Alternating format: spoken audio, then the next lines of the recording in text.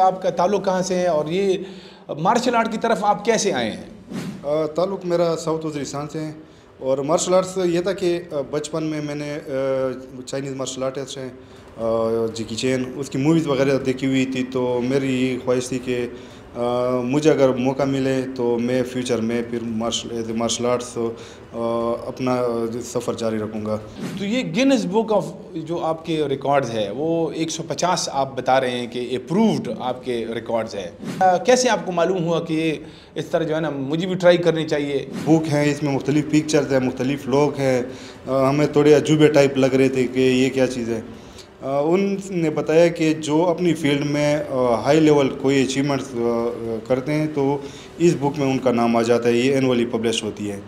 तो उस टाइम फिर हमारे जो दोस्त थे तो उनसे मैंने मजाक में कहा कि एक दिन आएगा इस बुक में मेरा भी नाम आएगा। अच्छा, पाकिस्तान के अंदर मार्शल आर्ट का जो है ना आपको मुस्तकबिल कैसा नज़र आता है?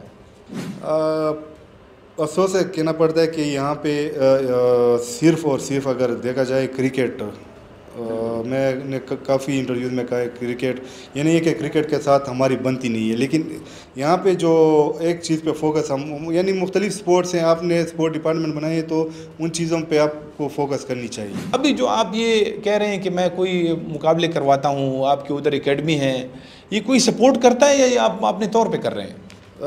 बदकिस्मती ये है कि जो हमारे स्पोर्ट डिपार्टमेंट्स हैं उन पे वो स्पोर्ट्स ऑफिसर पे डिपेंड करता है। कभी कभी कोई अच्छा आ जाता है उसका माइंडसेट स्पोर्ट्स का होता है तो वो इवेंट्स कंडक्ट करवा देते हैं। अक्सर ये होता है कि 90% ऐसे हैं कि वो बस आते हैं और अपना टाइम गुजार के चले जाते हैं। अली अमीन गंडापुर वो ख़ुद भी एक स्पोर्ट्समैन रहा है, वो ख़ुद अपने प्रेस कॉन्फ्रेंस में कई दफ़ा उसने कहा भी है कि मैं स्पोर्ट्समैन रहा हूँ। तो कभी आपकी उससे मुलाकात हुई है, कोई कभी बुलाया है? हमारे सीएम के घर से तकरीबन 1.5 किलोमीटर के फासले पे या किलोमीटर के फासले पे मेरी एकेडमी है। अफसोस से कहना पड़ रहा है कि अभी तक ना मुझे इनवाइट किया है ना मेरे किसी स्टूडेंट्स को उन्होंने इनवाइट किया हुआ है। ये जो एक रिकॉर्ड बनता है ये इस पर भी कोई खर्चा आता है? पहले गिनीज वर्ल्ड रिकॉर्ड्स भी आजकल ये हैं कि उन्होंने भी कमाना शुरू कर दिया है। अच्छा। पहले ये था कि अप्लाई कर लेते थे, इतना वो नहीं था। आजकल वो एप्लीकेशन वगैरह देते हैं उसके लिए भी उन्होंने फ़ीस रखी हुई है। क्या ऐसे बड़े बड़े मुतालबात हैं जो अगर हमारे वज़ीर आला साहब सुन रहे हैं या प्राइम मिनिस्टर साहब सुन रहे हैं कि उनकी कानून तक आपके मुतालबे जाएँ, ये क्या मुतालबात हैं आपके? मुतालबे देखें, मुतालबे आजकल हमने थोड़े छोड़ भी दिए हैं क्योंकि उस पर अमल होता नहीं है। अच्छा। क्या करें। लेकिन ये है कि स्पोर्ट्समैन एक सॉफ्ट इमेज होता है वर्ल्ड लेवल पे, आपके मुल्क को रिप्रेजेंट करता है।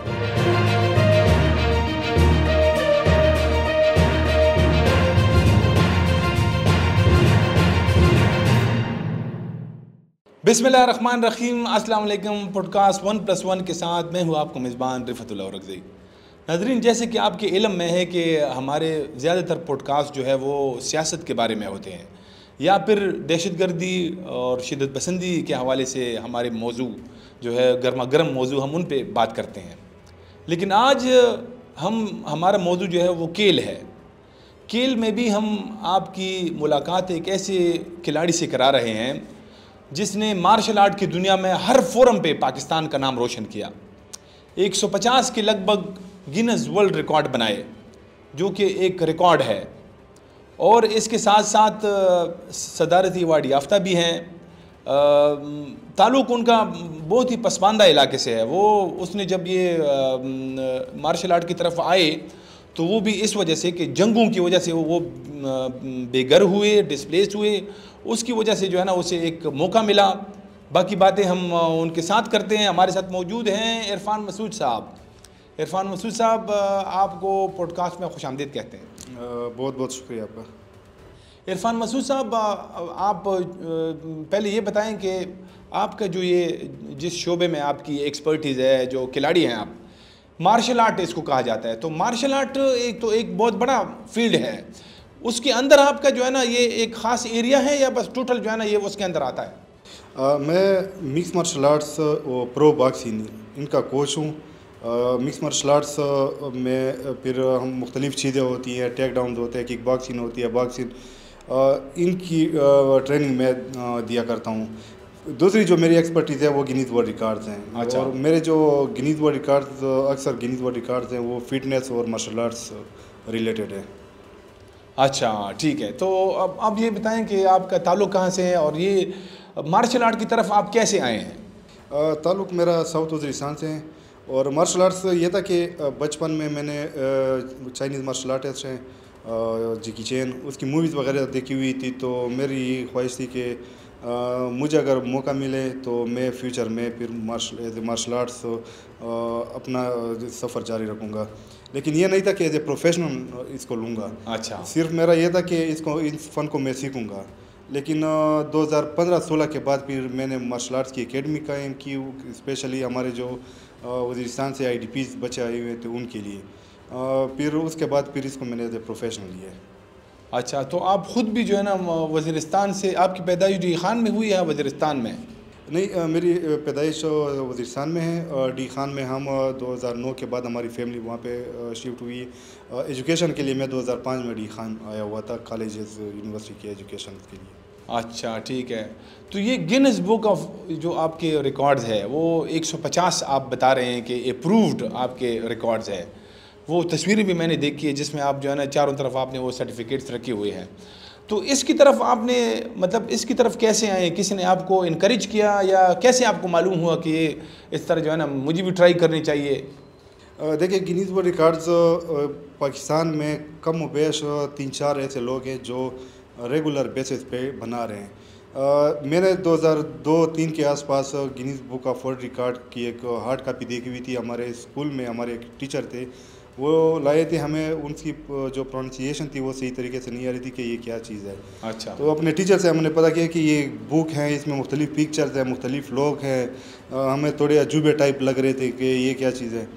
उनने बताया कि जो अपनी फील्ड में हाई लेवल कोई अचीवमेंट्स करते हैं तो इस बुक में उनका नाम आ जाता है, ये एनुअली पब्लिश होती है। तो उस टाइम फिर हमारे जो दोस्त थे तो उनसे मैंने मजाक में कहा कि एक दिन आएगा इस बुक में मेरा भी नाम आएगा। अच्छा। लेकिन वो 2002-03 की बात थी, फिर टाइम गुजरता गया। वो उस टाइम इतनी फैसिलिटीज़ नहीं थी, लैपटॉप या कंप्यूटर्स या मोबाइल वगैरह नहीं थे। लेकिन 2010 के बाद फिर यूट्यूब चैनल्स वगैरह पे या कुछ यहाँ पे पाकिस्तान में एक इवेंट हुआ था गिनीज वर्ल्ड रिकॉर्ड का, तो वो चीज़ें मैंने दोबारा देखी तो मैंने कहा कि ये चीज़ें तो मैं भी कर सकता हूँ। लेकिन प्रोसेस इसका काफ़ी डिफ़िकल्ट था। इस पे फिर 2-3 साल मेरे लगे, क्योंकि उस टाइम वो वेबसाइट और वो डॉक्यूमेंटेशन उसको अपना जो रिकॉर्ड अटैम्प्ट करना, उसके प्रूफ्स वगैरह वो भिजवाना, वो फिर CDs वगैरह या USB के थ्रू थे, तो उसमें टाइम लगा। जब 2016-15 के बाद इनके वेबसाइट्स थोड़े अपडेट हो गए, प्रोसेस थोड़ा आसान हुआ, उसके बाद फिर मैंने गिनीज वर्ल्ड रिकॉर्ड बनानी शुरू कर दी। अच्छा, तो ये जब आपने बनाने शुरू किए, जिसमें जैसे अभी तो आपने मार्शल आर्ट में काफ़ी सारे जो है ना मैंने भी देखे हैं वो वीडियोस वगैरह जिसमें आप रिकॉर्ड बना रहे हैं, तो ये फिर इसके अंदर जो है ना आपको पहले आपको ये कैसे मालूम करते हैं कि किस बंदे ने कितना ये इतने जो है ना पुशअप्स किए हैं? फॉर एग्ज़ाम्पल मैं ऐसी एक सादा सा मिसाल ले लेता हूँ ना, तो ये फ़लाने ने 100 किए हैं तो मैं 150 करूँगा या 120 करूँगा तो मेरा रिकॉर्ड बन जाएगा। ये कैसे मालूम होता है आपको? ये भी इसके लिए भी एक्सपर्टीज चाहिए। अच्छा। वेबसाइट पे हर कोई जा सकता है, लेकिन प्रॉपर अपनी फील्ड, अपने related Guinness world record search करना, उसके लिए अप्लाई करना, वो फिर थोड़ा टेक्निकल काम है। वो मैं सर्च करता रहता हूँ, क्योंकि सिर्फ मैं गिनीज वर्ल्ड रिकॉर्ड नहीं बना रहा, मेरे स्टूडेंट्स हैं 20 से ज़्यादा स्टूडेंट्स हैं जो गिनीज वर्ल्ड रिकॉर्ड बना चुके हैं। अच्छा। तो उनके लिए भी मैं उन्हीं के मुताबिक गिनीज वर्ल्ड रिकॉर्ड्स ढूंढता रहता हूँ कि कौन से गिनीज वर्ल्ड रिकॉर्ड्स ये अटेम्प्ट कर सकते हैं। तो उसी के मुताबिक फिर मैं ख़ुद भी, चूँकि मैं ज़्यादा 70+ गिनीज वर्ल्ड रिकॉर्ड मेरे सिर्फ पुशअप्स पे हैं। अच्छा। तो उसी तरीके से मैं गिनीज वर्ल्ड रिकॉर्ड सर्च करते रहता हूँ। फिर हमें पता चल जाता है कि ये फ़र्ज़ करो इंडिया का रिकॉर्ड है 50 पुशअप्स किए 80 पाउंड वज़न के साथ 1 मिनट में, तो उसके लिए फिर अप्लाई कर देते। फिर मेरी कोशिश होती है, तो आप फिर प्रैक्टिस करते हैं उसका? प्रैक्टिस करते हैं उसके लिए। तो वो प्रैक्टिस फिर काफ़ी टफ और टेक्निकल और डिफ़िकल्ट ट्रेनिंग होती है। ठीक है। अच्छा, ये जो आप ज़ाहिर है कि जब आप वो जो कंपनी है Guinness book of world record जो कंपाइल करते हैं, उनको आप वीडियोस भेजते हैं? जी जी। तो वो वीडियोस में तो आजकल तो इस तरह है कि वीडियोस में बहुत सारे जो है ना ये फेक भी होती हैं, वो फेक तरीके से बंदा कर सकता है। वो फिर कैसे वो जज करते हैं कि ओरिजिनल है?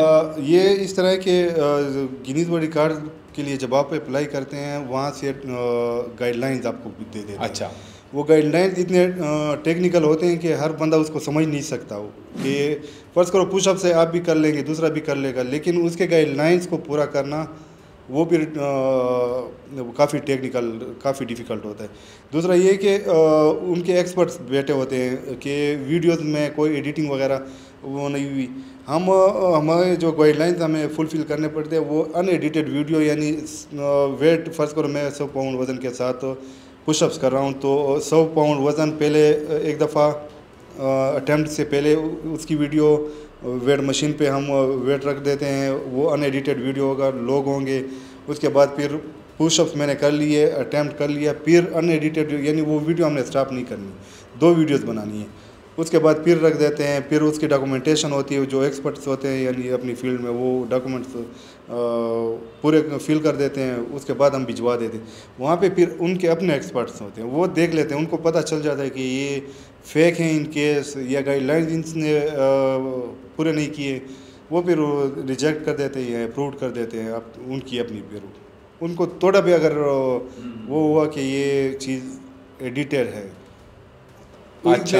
वो होते नहीं हैं। जैसे अब पाकिस्तान में 3-4 पूरे 24 करोड़ आबादी हैं, उसमें 3-4 बंदे वो रिकॉर्ड्स अटैम्प्ट कर रहे हैं। अच्छा। अगर इतना आसान होता तो हर बंदा ठीक है। वीडियोस वगैरह। वैसे आजकल ये जो आप अगर किसी वीडियोस में आप जो है ना फेक चीज़ें डालते हैं तो उसके बड़े सॉफ्टवेयर भी निकले हुए हैं ना कि वो बिल्कुल उसी वक्त जो है ना वो मालूम हो जाता है। जी जी। अच्छा, ये जो अभी मार्शल आर्ट के आप बहुत बड़े जो है ना एक माहिर है, उस्ताद हैं, आप ख़ुद एकेडमी भी चलाते हैं, तो आपका अब यही जो है ना ये प्रोफेशन है या कोई और काम भी करते हैं? पहले जब मैंने स्टडी करा था, BBA ऑनर्स की, फिर MS किया और फिर स्पोर्ट्स साइंसेज में मैंने मास्टर की, उस टाइम मेरी कोशिश थी कि जॉब वगैरह मैं साथ में करूं, लेकिन ऐसा ऐसा वो मेरी माइंड चेंज होती गई कि नहीं बस मैंने इसी को एज ए प्रोफेशनल लेना है। इस चीज़ में उस लेवल के पैसे नहीं है, लेकिन ये है कि बस अपना वो शौक़ भी हम करें, अपनी फ़िटनेस भी, और एक मेन गोल हमने बनाया कि यहाँ से इंटरनेशनल लेवल पे एथलीट्स हमने बनाने हैं, क्योंकि वो हमारा जो एरिया है वो काफ़ी बैकवर्ड है, हर लिहाज से फैसिलिटीज़ नहीं है वहाँ पे। जब मैं मार्शल आर्ट्स करवा रहा था तो काफ़ी लोग इसको बुरा मानते थे कि आप लड़कों को लड़ाई झगड़े, लेकिन आहिस्ता आहिस्ता अल्हम्दुलिल्लाह भी उनको एहसास हुआ है कि इससे सिर्फ किक्स पंचेस वगैरह नहीं, इससे के साथ डिसिप्लिन भी हम सिखा रहे हैं। मुख्तलिफ जो हमारे क्लब के स्टूडेंट्स हैं मुख्तलिफ स्कूल्स में उनको मैंने एडमिट करवाया है, कॉलेज में, यूनिवर्सिटी में फ्री स्कॉलरशिप्स, तो अभी उनको थोड़ा एहसास हुआ है। अच्छा, तो अभी आपने ये इसको एज ए प्रोफेशन लिया है, इसके अलावा और आप कोई काम नहीं करते हैं? नहीं, एज ए प्रोफेशन बस। तो ये फिर आपकी कोई एकेडमी भी है? मेरी इस्माइल खान में है, डेरा इस्माइल खान में मैंने एकेडमी बनाई है, लायंस डैन फाइट क्लब उसका को हमने नाम दिया हुआ है, और अल्हम्दुलिल्लाह पाकिस्तान में सबसे ज़्यादा जो इंडिविजुअल मेरे पास हैं एज ए टीम हमारी एकेडमी के पास सबसे ज़्यादा गिनीज वर्ल्ड रिकॉर्ड्स हैं। तो कितने प्लेयर होंगे आपके पास इस तरह इस वक्त जो ट्रेनिंग कर रहे हैं? रेगुलर जो स्टूडेंट्स हैं वो यानी जो 6 सालों से या 5 सालों से या 6-7 सालों से मेरे साथ है वो 20 के लगभग हैं। अच्छा। और बाकी ये हैं कि आते जाते हैं तकरीबन 30 या 35-40 तक हो जाते हैं। ठीक है, तो अभी जो आप उनको सिखा रहे हैं ये कौन कौन से मार्शल आर्ट के अंदर कौन कौन से मतलब शोबे हैं जो प्लेयर आप बना रहे हैं? जैसे हमें ज़्यादातर इसका नहीं मालूम कि जैसे कराटे एक ये भी मार्शल आर्ट है, और जैसे एथलेटिक्स है, एथलेटिक्स वो या जो दौड़ है ये भी उसके अंदर आता है? नहीं, हम जो सिखा रहे हैं क्योंकि हमने दुनिया के साथ चलना है। अगर वो ट्रेडिशनल जैसे कराटे हैं वो ट्रेडिशनल गेम है, वो जैपनीज स्टाइल है, लेकिन अब उसके उस लेवल पे कंपटीशन वगैरह नहीं होती। मिक्स मार्शल आर्ट्स आजकल जो सबसे ज़्यादा खेला जाता है वो मिक्स मार्शल आर्ट्स है और प्रोफेशनल बॉक्सिंग है। इसमें फ्यूचर भी है, अगर ये हमारे एथलीट्स उस लेवल तक पहुंच गए तो उसको एक फाइट पे $5 मिलियन से लेके $50 मिलियन तक उनके पर्स हैं, अगर उस लेवल तक हमारे लड़के चले गए तो इंशाल्लाह हर चीज़ उनकी मुश्किलात और फाइनेंशियली भी स्ट्रांग हो जाएंगे। फ्यूचर बॉक्सिंग में आप कह रहे हैं? नहीं, बॉक्सिंग और मिक्स मार्शल आर्ट दोनों में। अच्छा, तो अभी आपका कोई इसमें कोई स्टूडेंट आपका गया है, आपने ख़ुद भी बाहर आप कोई विज़िट किए हैं आपने? मैं ख़ुद चूँकि जब मैं गेम किया कर रहा था तो मैं अपने फैमिली का बड़ा भी हूँ, ज़रूरियात हर चीज़ वो मैंने पूरी करनी है। मैंने यूनिवर्सिटीज़ वगैरह भी वो उस टाइम पढ़नी थी, और उस वहाँ से डी खान से या वज़ीरिस्तान से उस टाइम कोई भी एथलीट्स कंपटीशंस के लिए नहीं आते थे, यानी जो मिक्स मार्शल आर्ट्स था नहीं। मिक्स मार्शल आर्ट्स वहाँ में पे मैंने इंट्रोड्यूस किया है, प्रो बॉक्सिंग मैंने इंट्रोड्यूस करवाया वहाँ पे। अच्छा। ये चीज़ नहीं थी, लेकिन अभी हमारे जो स्टूडेंट्स हैं वो खेल रहे हैं, दुबई में खेले हैं, इंडोनेशिया में खेले हैं और अज़रबैजान में खेले हैं। उनके लिए एक प्लेटफार्म मैंने प्रोवाइड किया और इंशाल्लाह उम्मीद है कि वो वर्ल्ड लेवल तक जाएंगे। अच्छा, बहुत बेहतरीन, ठीक है।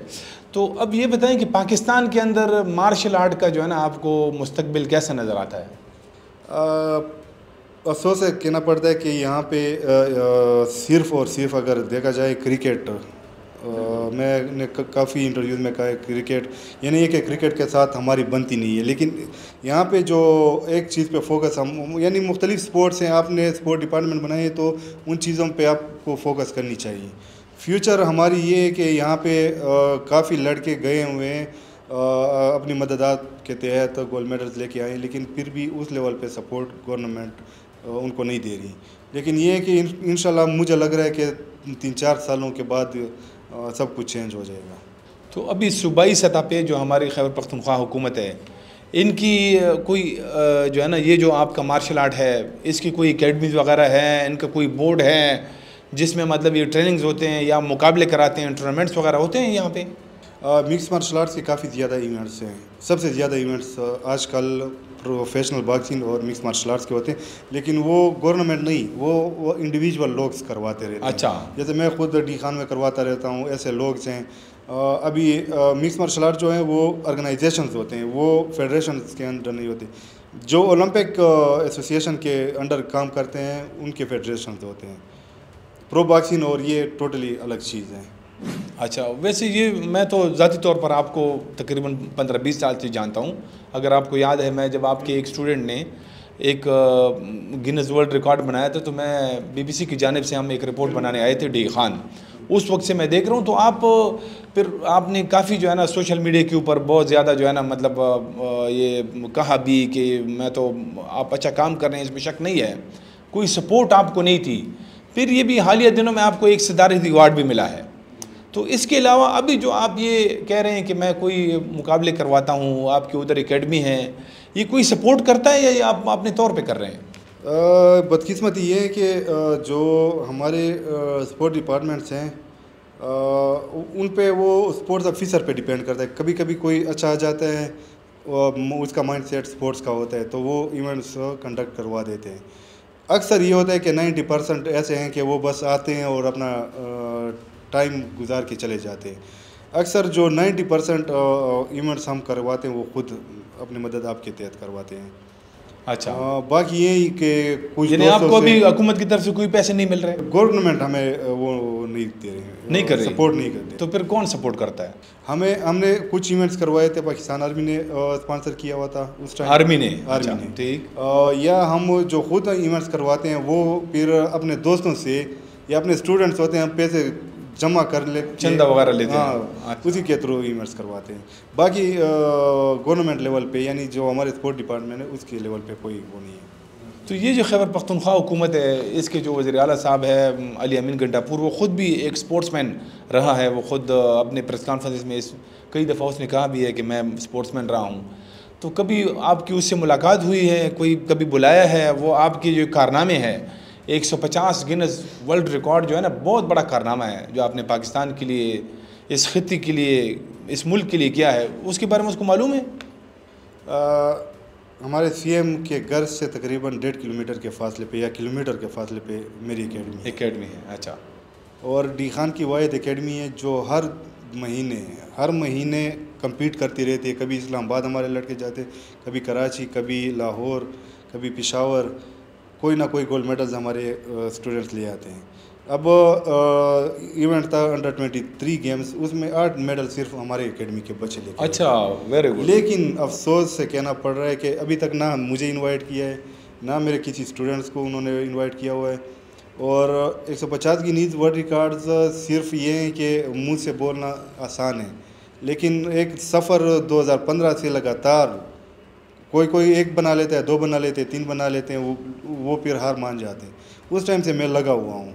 और फिर ये था कि सिर्फ डी खान लेवल पे नहीं, पूरे पाकिस्तान, फिर एशिया लेवल पे और वर्ल्ड लेवल पे गिनीज़ वर्ल्ड रिकॉर्ड, जो गिनीज़ वर्ल्ड रिकॉर्ड फिटनेस में मैंने वो ब्रेक किए अल्हम्दुलिल्लाह। वो और 20 ममालिक के टॉप एथलीट्स के गिनीज़ वर्ल्ड रिकॉर्ड मैंने ब्रेक किए। लेकिन उसके बावजूद ना उन्होंने इनवाइट किया है, ना हमें इंकरेज किया है, ना हमें वो रिस्पेक्ट उन्होंने दी है। अभी देखते हैं फ्यूचर में क्या होगा। अच्छा, ये अभी हालिया दिनों में एक फुटबॉलर था जो इस रमज़ान में वो पकौड़े बेचता था, उसकी कोई तस्वीर आई, बल्कि जू टीवी ने उसकी एक स्टोरी की। वो हमारे गांव का है, हंगू का था।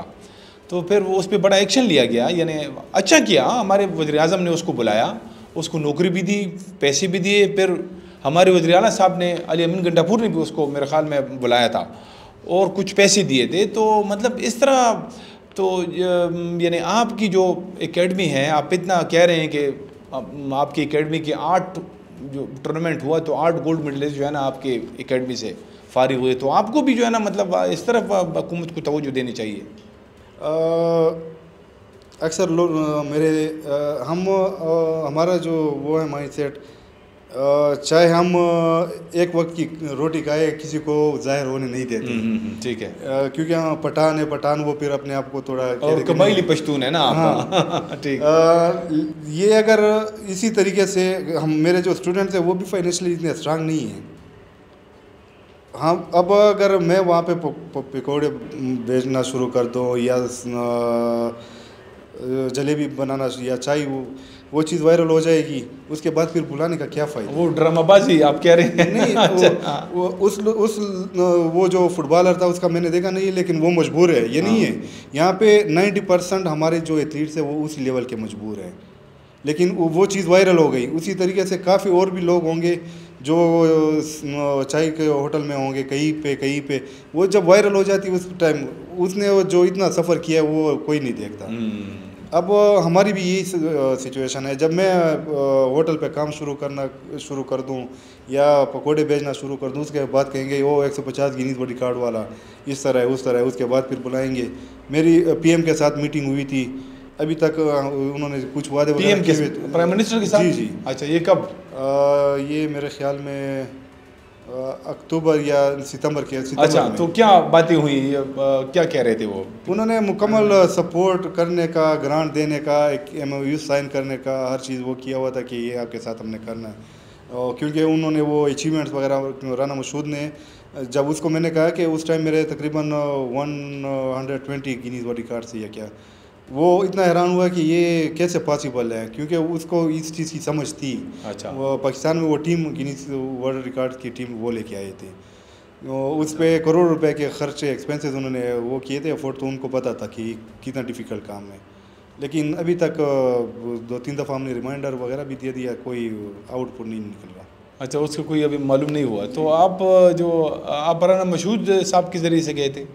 ये PM हाफिज़ ने हमें उससे खुद कंटेक्ट किया हुआ था। मेरे बेटे सुफियान मसूद 5 साल के एथलीट्स थे जिन्होंने गिनीज वर्ल्ड रिकॉर्ड बनाया था, तो उसी के साथ इनवाइट था, मैं भी साथ में चला गया था। अच्छा, ठीक है। तो वो ये मतलब ये जो मैं जिस तरह अभी वो फुटबॉलर का मैंने जिक्र किया, तो वो प्राइम मिनिस्टर साहब ने उसको बुलाया था, तो ये अच्छा है, मैं ये यानी ये इनकरेज करना चाहिए। लेकिन जैसे आपने कहा कि जब इस स्टेज पे कोई पहुंचता है, ये बहुत बुरी बात होती है कि एक हीरो आपका जो होता है, जैसे आप हीरो से भी बढ़कर है, इतने सारे रिकॉर्ड्स आपने पाकिस्तान के लिए बनाए हैं, तो एक ऐसे स्टेज पे आप पहुंच जाते हैं कि फिर जो है ना, यानी अल्लाह न करें, लेकिन अब ऐसी तस्वीरें आती हैं कि आप चाय बेच रहे हैं, आप पकौड़े बना रहे हैं, तो ये सारे उस रिकॉर्ड्स की भी जो है ना फिर एक किस्म की तौहीन है।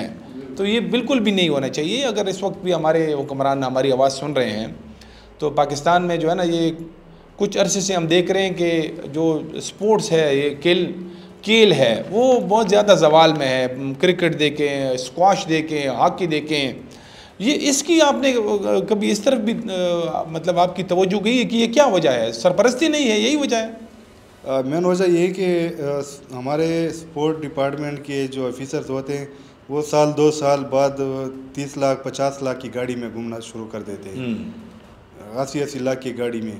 और जो स्पोर्ट्स मैन है जो स्पोर्ट्स करता रहता है वो पूरी उम्र 30 लाख की गाड़ी में, पूरी उम्र अगर वो स्पोर्ट्स करता रहे फिर भी 30 लाख की गाड़ी नहीं ले सकता। बिल्कुल। वो फंड आता रहता है, एक्टिविटीज़ होती नहीं है, फंड कहाँ जाता है कुछ पता नहीं है। हमारे जो ऊपर स्पोर्ट्स के डिपार्टमेंट में या जो हमारे मिनिस्टर्स वगैरह होते हैं वो उनका माइंड सेट स्पोर्ट्स का होता नहीं है। वो आ जाते हैं बस अपना काम जो होता है वो पूरा कर देते हैं, बाकी स्पोर्ट्स मैन जैसे भी हो जलील होता रहे, कोई वो नहीं करते। अच्छा, पेशावर के अंदर जैसे कि एक यानी सूबाई दारुल हुकूमत है, बड़ा शहर है, यहाँ पे कोई इस तरह की कमर्शियल एकेडमीज जो ये मार्शल आर्ट है इसके यहाँ पे हैं? काफ़ी ज़्यादा है। अच्छा, मार्शल आर्ट्स पेशावर तो बड़ा सिटी है और कैपिटल है केपी का, तो यहाँ पे एकेडमीज काफ़ी ज़्यादा है। अच्छा, इधर हैं एकेडमी वगैरह, तो उनमें ये आपस में प्राइवेट तौर पे भी कोई ये इस तरह की चैम्पियनशिप वगैरह होते हैं? होती रहती है हमारी। तकरीबन अभी पिछले 2 महीने पहले भी इवेंट यहाँ पे हुआ था, डी खान में भी हुए थे। हम खुद जो एकेडमीज़ वाले होते हैं, हमारी कोशिश होती है कि हम खुद इवेंट्स कंडक्ट करवाएं। हम जो इवेंट्स करवाते हैं वो फिर रजिस्टर हो जाते हैं, टपालोजी शेरडाग होते हैं जहाँ से UFC 1FC के फाइटर्स वहाँ से फिर साइन करते हैं। तो हमारी कोशिश ये है कि हमारे लड़के ज़्यादा से ज़्यादा compete करें, वो जितने भी फाइट्स करते हैं एक्सपीरियंस भी गेन कर लेते हैं और उनका रिकॉर्ड वो रजिस्टर हो जाता है, उसके बाद उनको अच्छा कॉन्ट्रैक्ट मिलता है फिर। अच्छा, बहुत बेहतरीन। अच्छा, ये जो अभी गिनीज बुक रिकॉर्ड की तरफ आते हैं, ये जो एक रिकॉर्ड बनता है ये इस पे भी कोई खर्चा आता है? पहले गिनीज वर्ल्ड रिकॉर्ड्स भी आजकल ये हैं कि उन्होंने भी कमाना शुरू कर दिया है। अच्छा। पहले ये था कि अप्लाई कर लेते थे, इतना वो नहीं था। आजकल वो एप्लीकेशन वगैरह देते हैं, उसके लिए भी उन्होंने फ़ीस रखी हुई है। पहले सर्टिफिकेट्स हमें फ्री में वो दे देते हैं। ये 2-3 सालों से एक सर्टिफिकेट का 25 से मेरे ख्याल में $45 के आसपास एक सर्टिफिकेट का वो चार्ज। अच्छा, $45? जी। तो बहुत ज़्यादा है। तो ये चीज़ है, तकरीबन 15-16 हज़ार रुपये हो गए मेरे ख्याल तो ये मुख्तलिफ अगर उसके क्वालिटीज़ वगैरह होती हैं, उनके फ्रेम्स वगैरह होते हैं, जो चीज़ आप वो करते हैं ऑर्डर देते हैं उनके हिसाब से उनके प्राइस कीमतें वगैरह उन्होंने रखी हुई हैं, वो चार्ज करते रहते हैं आजकल। तो अभी अगर कोई बनाता है तो उसे $45 देने पड़ते हैं? और जब आप उसको सर्टिफिकेट चाहिए हार्ड कापी तो हार्ड कापी, अच्छा डिजिटल का भी उन्होंने फ़ीस रख दिया है।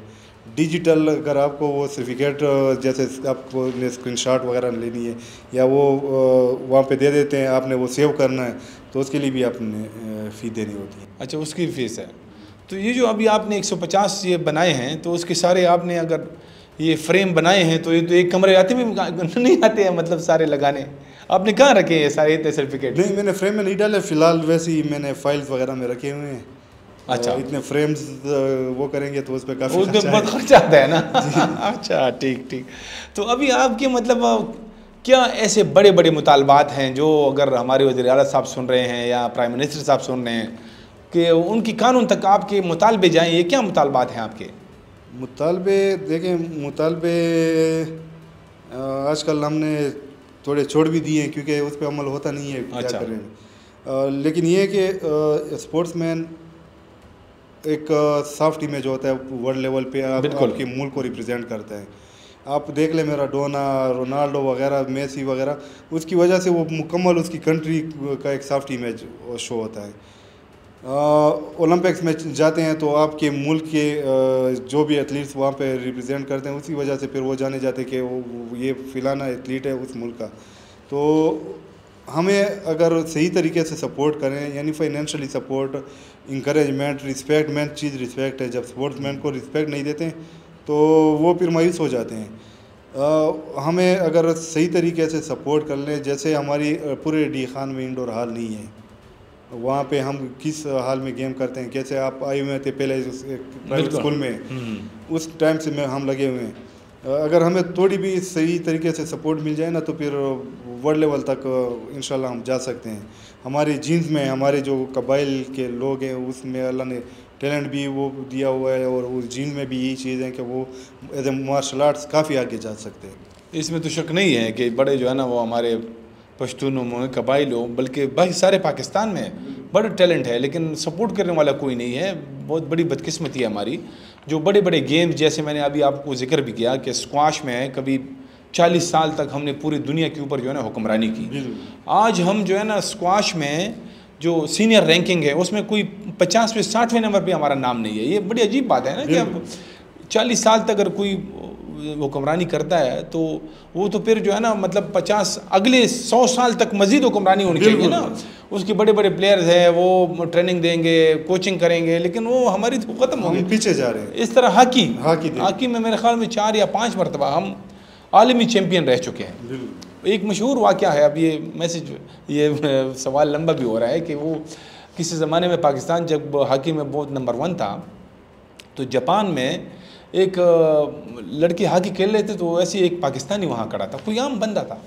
तो उसने जब देखा कि ये पाकिस्तानी, तो उन्होंने पकड़ के उन्होंने कहा कि हमें हॉकी सिखाओ, जरा आ जाओ हॉकी सिखाओ। उसने कहा मुझे कुछ नहीं आता। उसने कहा नहीं आप पाकिस्तानी हैं, पाकिस्तान तो नंबर 1 है। तो ऐसे मतलब यानी एक ये पाकिस्तान का इस तरह नाम था, लेकिन वो सारी चीज़ों में हम बिल्कुल जो है ना ख़त्म हो गए हैं जैसे समझ। तो आपको कोई आगे मतलब कोई ऑफ़र वगैरह बाहर ममालिक में किसी मुल्क ने किए हैं, या कभी आप गए हैं इस तरह? बाहर की ऑफ़र्स मुझे हुई थी, अज़रबैजान से भी हुई थी, नॉर्वे से भी वहाँ पे कोई था पाकिस्तानी वगैरह, बाहर से ऑफ़र्स हुई है मुझे। अच्छा, मैं अगर जाना चाहूँ तो इंशाल्लाह मुझे उम्मीद है कि वहाँ पे मुझे सही तरीके से सही अपॉर्चुनिटी भी मिल सकती है, और फाइनेंशियली भी वहाँ पे काफ़ी हम स्ट्रांग हो सकते हैं। अच्छा, तो आजकल तो लोग पाकिस्तान से बहुत जा रहे हैं, आप क्यों नहीं जा रहे बाहर? मैंने 9-10 साल अपनी एकेडमी को दिए, काफ़ी ज़िंदगी का जो मेरा अच्छा टाइम था वो मैंने वहाँ पे दिया हुआ। अब मैं कहता हूँ कि एक लेवल तक आए, कोशिश करते हैं 1-2 साल मज़ीद, देखते हैं कि हमारे लड़के किस लेवल तक जाते हैं, उसके बाद फिर फ्यूचर में देखते हैं। इसको कहते हैं मुहब्बुल वतनी। अब देखें कि आपको अपॉर्चुनिटी भी हैं और आपको अच्छे जो है ना आपको पैसे भी मिल सकते हैं, एक अच्छा मुस्तकबिल भी आपका संवर सकता है, लेकिन आप अपने मुल्क को जो है नहीं छोड़ रहे हैं। यानी यही जज्बा है ना सारा। इरफान मसूद साहब, आपका बहुत बहुत शुक्रिया, आपने हमें वक्त दिया। नाज़रीन, इसके साथ ही इस पॉडकास्ट का अब इख्तिताम होता है। इजाज़त दीजिए, खुदा हाफ़िज़।